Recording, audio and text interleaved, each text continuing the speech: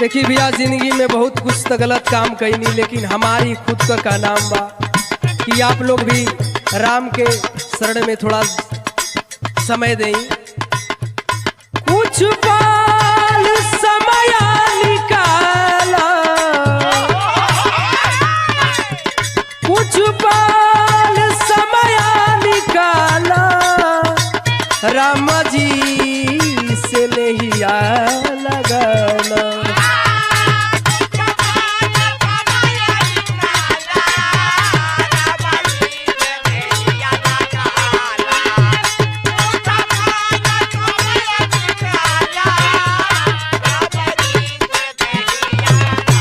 किया हो मोरे राम, किया हो मोरे राम।